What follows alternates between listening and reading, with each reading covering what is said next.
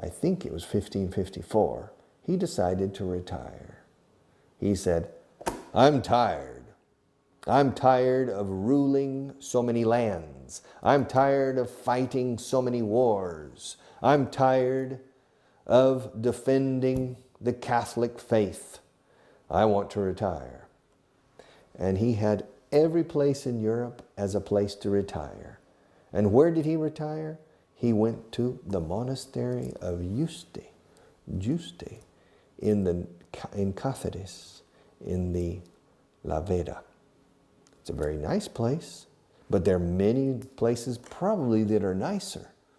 And in a very modest, humble, simple monastery, he spent the last 2 years of his life, until 1556. And that's called the monastery of Yuste. Yuste. Remember the word Yuste, because we are going to change that word to used to. Used to. Imagine that word ends with a U. That's the pronunciation of two very important forms in English. The past form and a way of saying I am accustomed to. First, the past. Cuando quieres expresar acciones o hechos que han tenido lugar en el pasado, sin precisar cuándo ni duración, se usa used to.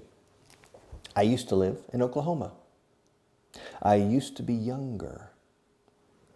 I used to teach 8 hours a day. Everything I'm saying sentences in the past tense. I used to drink water from a glass, not from a plastic cup. I used to use a different book, not this one. I used to use fountain pens, never ballpoint pens or biros. Fountain pen is una pluma. This is not a fountain pen, but I used to use fountain pens. I used to use only one pen. Now I use two. Okay? Now, I used to live in a beautiful house. Now I don't. In every sentence I say with used to, I'm not expressing the period of time, the duration, or when. For example, vamos a ver una frase que está mal. I used to live in Oklahoma from 1960 to 1970. That's incorrect. Otra frase que está mal. I used to live in Oklahoma for 10 years. Wrong. In those two cases, you must use the past. I lived in Oklahoma for 10 years. I lived in Oklahoma from 1960 to 1970. I lived in Oklahoma from the age of 9 to the age of 19. Okay? But when you say I used to, the only important fact is that now, no, not anymore. In fact, it's implicit. I used to smoke a lot. Entonces el interlocutor entiende que ya no fumas mucho. I used to smoke. Now we understand, now I don't. I used to enjoy my job. Se entiende que ahora no disfruto mi trabajo. I used to be an army officer. We understand that now I'm a civilian. I'm not a military. I used to live in a big house. Now we understand that I live in a small house.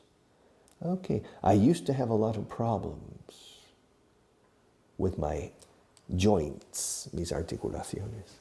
Now we understand that I don't. I'm okay. And it's very common in English. If you tell me, for example, that last month you visited Houston, Texas. So, oh, really? You visited Houston last month? Oh, I used to live there. I used to live there. Y si el Señor quiere precisar, yo digo, yeah, I lived there from the first 10 years of my life. Paso al pasado simple, no al used to. Okay? I used to live. You used to go. She used to play the harp in the mornings. Now she plays the harp in the evenings. He used to drive his car with only one hand. Now, after the accident, he drives his car with two hands. Okay? Used to. I used to go. She used to play. He used to drive. Fijaos, used to. Used to. But the pronunciation is always used to. like the monastery of used. Okay? Now, I used to drive means yo antes conducía. I used to know, yo antes conocía. I used to know a lot of important people. I used to have a lot of important money, a lot of important acquaintances. Listen, el sujeto, sin nada más, y entras, boom, in used to. Pedro used to be a good person. Pedro used to be a good person. Lo cual implica que ya no es buena persona. Now he's a bad person. Now, I used to drive with only one hand. I'm used to driving with only one hand. Do you understand the difference? Let me repeat. I used to drive with only one hand. I'm used to driving with only one hand. There are two differences in those two sentences in the mechanics. The first sentence is the same as before. Antes conducía con una sola mano. I used to drive. To drive is the infinitive. I used to drive. The second sentence, I'm used to driving. Two differences. I am, el verb to be, chum. The verb to be enters into the equation. And second, I am used to is the same. Pero luego he dicho driving con ing, el gerundio. So there's a big difference if you pay careful attention. I used to drive. I'm used to driving. Okay. And the meanings are totally different. Black and white. I used to drive as yo antes conducía. I'm used to driving as estoy acostumbrado a conducir. Totally different. One expresses something from the past. And the second one expresses a habitual action or habit of the present. Now in Spanish you say I'm accustomed to. I'm accustomed to holding a pen when I teach. I'm accustomed to using this book. I'm accustomed to drinking water when I'm teaching English on TV. Okay? That's perfect English. But very few people really use the expression I am accustomed to. We almost always, casi siempre, we almost always say used to. I'm used to using, valga la redundancia con el verbo usar. I'm used to using this book. I'm used to holding a pen when I teach. I'm used to drinking water when I teach in front of a camera. I'm used to teaching on television. I'm used to using my hands when I speak. But I'm not used to hearing so many mistakes when I teach. Okay, so let's talk. In a future class, I'm going to talk to you about a friend of mine whose name is Gus Morgan. Gustavo Morgan, Gus. He used to be a very important person. He used to be rich. He used to appear in the gossip magazines, las revistas del corazón. The magazines of the heart, no, in English, el chismorreo, the gossip magazines. He used to have fast cars. He used to have beautiful women with him. He used to live in a mansion. He used to have a king-size bed in every bedroom. He used to eat caviar every day. He used to drink Bordeaux wines, de Burdeos, every day. But not anymore. Now he's in the clink in Chidona. Now he's in prison. He's in this Spanish penitentiary for 15 years, okay? So he used to live in a mansion, but not anymore. Now he lives in prison.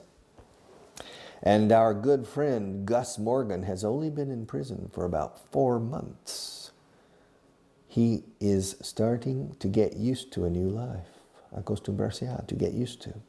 He needs to get used to a new life. He's not used to living. Ahora estoy cambiando a he is, con el verbo to be, used to. Eso no cambia los dos. He used to live in a mansion.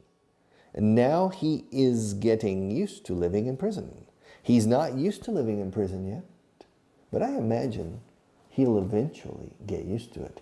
He's not used to eating. He is not used to eating the prison food. Why? Because he used to eat caviar every day.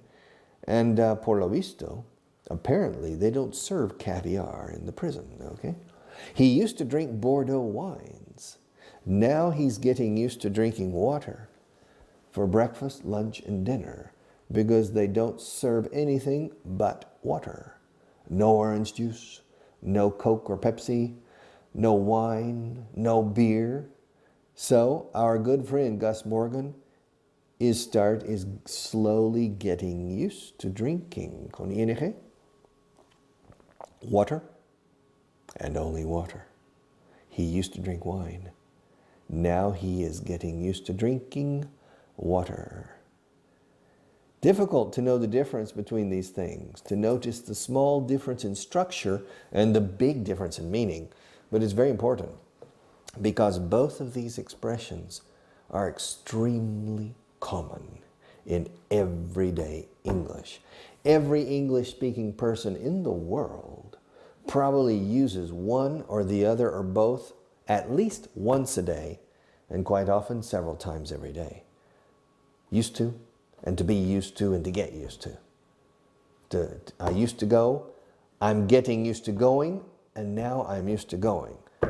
I know it's complicated, but we have to do it. And I'll come back another day in another class and continue to insist. I will be a pain in the neck. Un pesado. We say un dolor en el cuello, como like tortícolis, okay? But I'll be back with more on used to very soon, okay? But study it. If you study it, it makes my next class about it easier for me and easier for you. Okay, take care and see you again next week.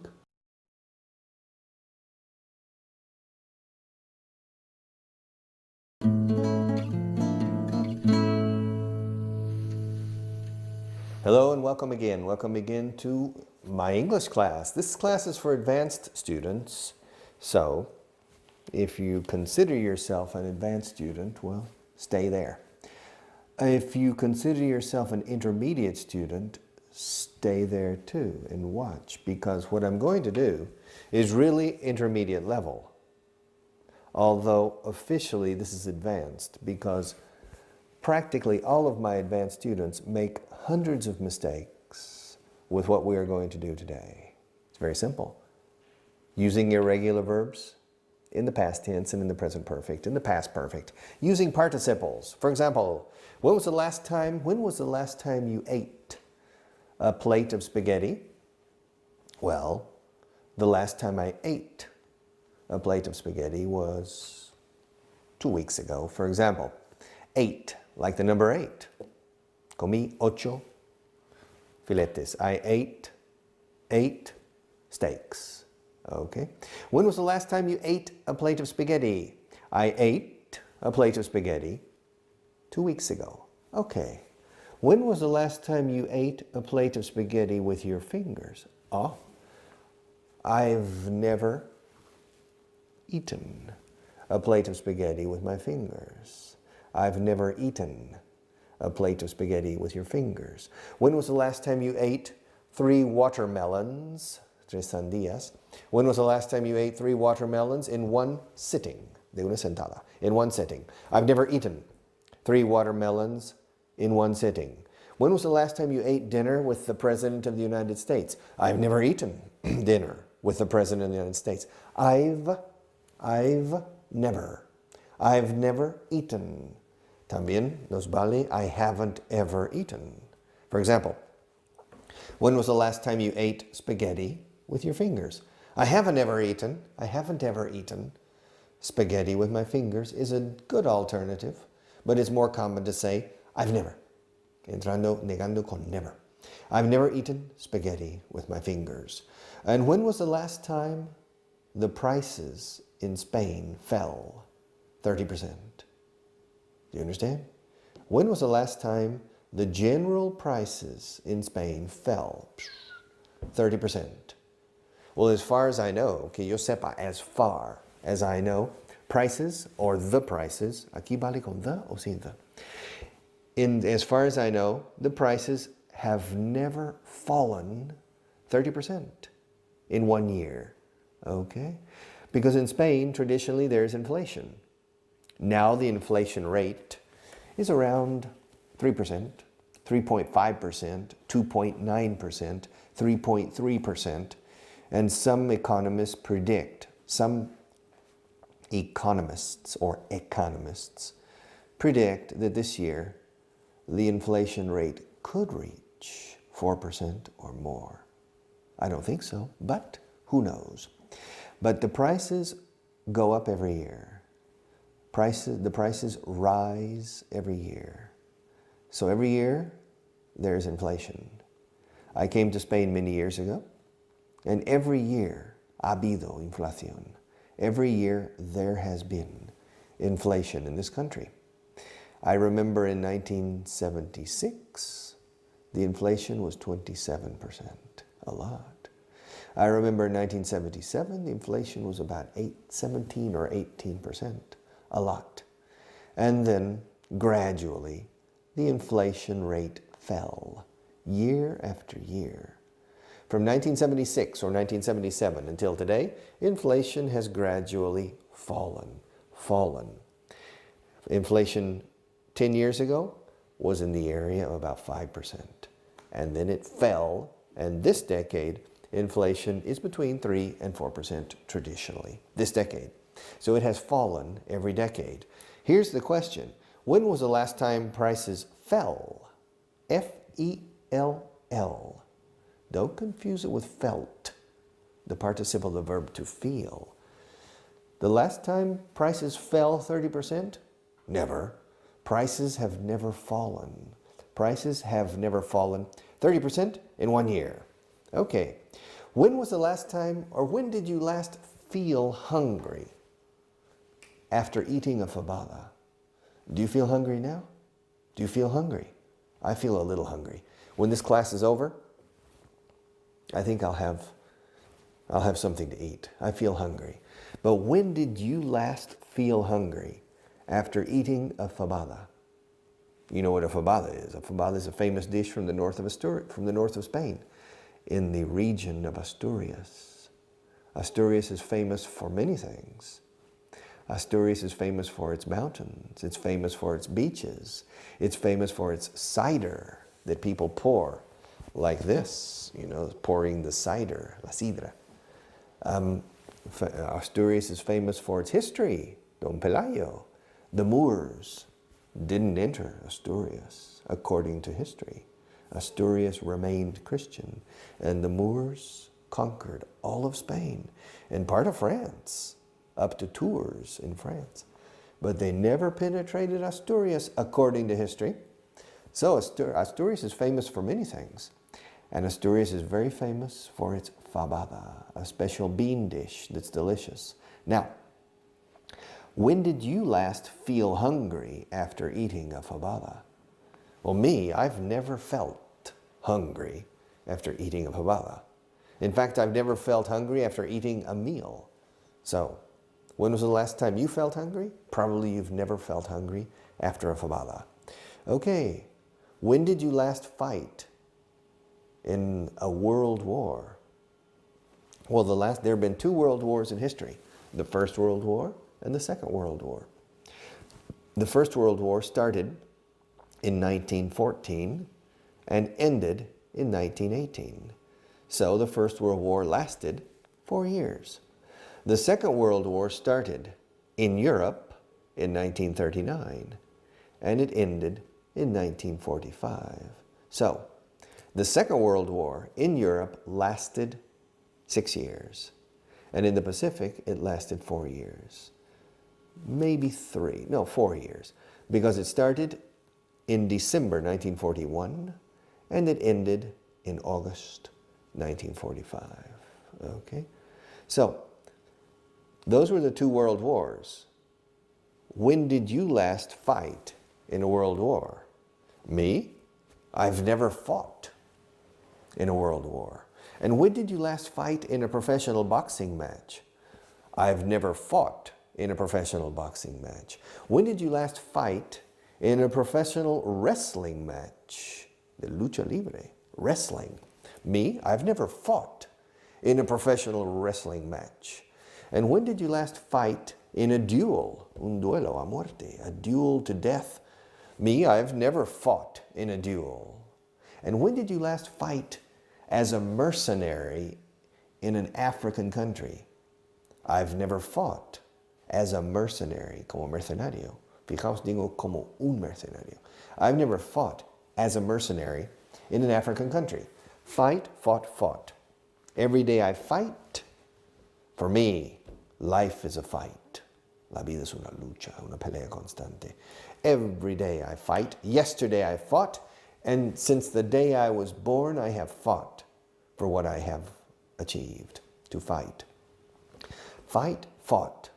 Buy, bought. Catch, caught. Think, thought. Teach, taught. Bring, brought. Fought, taught, thought, bought, caught, brought. Okay, the pronunciation, it's the same.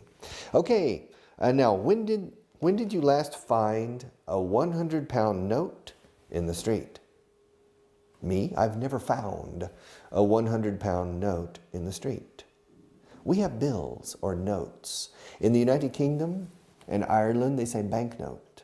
Para un billete de dinero. A banknote. In the United States and Canada, we say a bill. Un billete de $1 is a dollar bill. Un billete de una libra is a 1-pound banknote. And a 10-pound banknote. A 100-pound banknote. A 1 million pound banknote. There was a short novel by Mark Twain called The 1 million pound banknote. It's a very interesting story.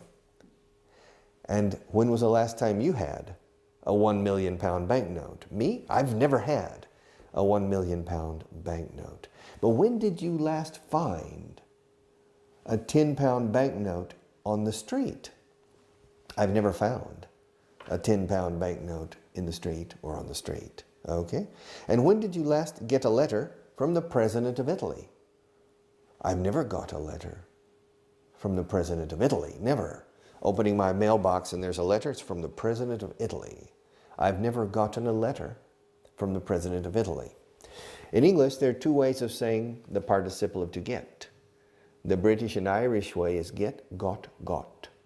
Every day I get a letter, or every day I get emails from different people. Yesterday I got 20 emails, and lately I've got quite a few emails, maybe 100. That's British English. American English, every day I get an email. Yesterday I got an email, and lately I have gotten many emails. Okay? So, when was the last time, when did you last get a letter from the President of Italy? Me, I've never got a letter from the President of Italy. Or, me, I've never gotten a letter from the President of Italy. Of course, the verb to get has many meanings. To get means to obtain. I need to get a work permit in order to work in this country. I'm a foreigner. I'm not a citizen of Spain. So if I want to live in Spain, I need to get a residence permit. And if I want to work in Spain, I need to get a work permit. Okay, to get. And I got